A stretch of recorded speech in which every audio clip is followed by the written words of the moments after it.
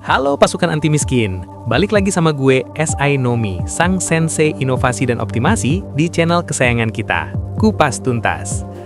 Kalian pernah ngerasa nggak lagi khusyuk-khusyuknya beribadah atau lagi nyari ketenangan, tiba-tiba dunia seolah runtuh dalam sekejap? Itulah kengerian yang baru saja terjadi di Suriah. Saat umat muslim sedang menjalankan sholat Jumat dengan tenang, sebuah ledakan dahsyat justru mengguncang rumah ibadah tersebut. Di episode kali ini, kita bakal ajak kalian melihat lebih dalam apa yang sebenarnya terjadi di lapangan, siapa yang bertanggung jawab, dan kenapa Suriah seolah nggak pernah bisa lepas dari bayang-bayang kekerasan. Simak terus sampai habis karena informasi ini daging semua. Let's dive in.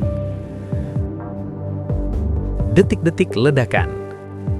Oke, mari kita bedah datanya berdasarkan laporan dari Metro TV. Insiden maut ini terjadi di sebuah masjid di desa Inhil, Provinsi Daraa, Suriah bagian selatan. Bayangin, ledakan ini terjadi tepat saat jemaah sedang sholat Jumat. Poin utama, korban tewas. Setidaknya 8 orang dilaporkan meninggal dunia akibat ledakan tersebut. Korban luka, sebanyak 18 orang lainnya mengalami luka-luka dan butuh penanganan medis segera. Lokasi, Desa Inhil, Provinsi Daraa, wilayah yang secara historis merupakan sumbu awal konflik Suriah. Daraa ini ibaratnya titik nol kalau kita bahas sejarah konflik di sana. Tapi di tahun 2025 ini, bukannya makin damai, malah dapat kiriman bom saat sholat. Bener-bener gak habis pikir sama pelakunya. Siapa di balik serangan? Analisis pelaku. Sampai saat ini memang belum ada kelompok yang secara resmi mengeklaim serangan tersebut. Tapi kalau kita lihat polanya, Daraa adalah wilayah yang sangat kompleks. Ada sisa-sisa sel tidur kelompok radikal, milisi lokal, hingga ketegangan dengan pasukan pemerintah. Daraa ini unik karena dulu adalah pusat pemberontakan, tapi sekarang statusnya rekonsiliasi yang sangat rapuh. Serangan ke masjid saat sholat Jumat biasanya punya tujuan teror mental yang sangat dalam. Mereka mau kasih pesan kalau nggak ada tempat yang aman, bahkan di rumah Tuhan sekalipun.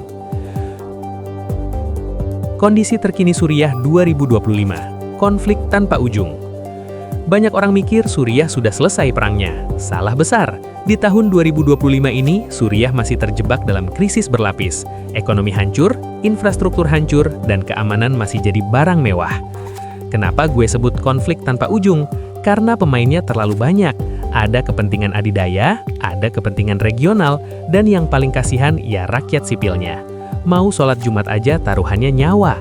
Ini bukan cuma soal politik, ini tragedi kemanusiaan yang gak kunjung kelar. Dampak geopolitik, stabilitas Timur Tengah. Ledakan di selatan Suriah ini bisa memicu ketegangan baru di perbatasan. Wilayah Daraa itu dekat dengan Yordania dan Israel. Kalau keamanan di sana jebol lagi, pengungsi bakal meledak lagi, dan stabilitas kawasan Timur Tengah yang sudah panas bisa makin mendidih. Dunia internasional seringkali cuma bisa mengecam. Tapi pertanyaannya, kapan tindakan nyata dilakukan untuk menghentikan sel-sel teror ini? Selama akarnya nggak dicabut, ledakan-ledakan kayak di desa Inhil ini bakal terus menghiasi berita kita. Kesimpulan gue sederhana tapi pahit, Suriah masih butuh perhatian dunia. Tragedi 8 orang tewas ini bukan sekedar angka, mereka adalah ayah, anak, dan saudara yang cuma pengen ibadah. Gue prediksi bakal ada operasi militer pembersihan besar-besaran di Daraa setelah ini. Pemerintah bakal pakai alasan ini buat makin memperketat kontrol.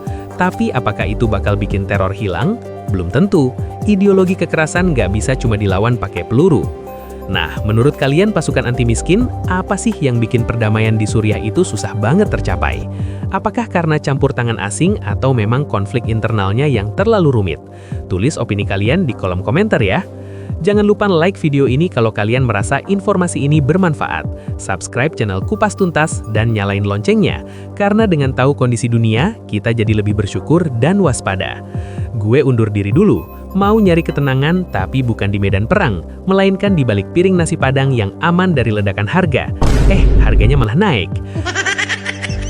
Gue SI Nomi, pamit, bye-bye.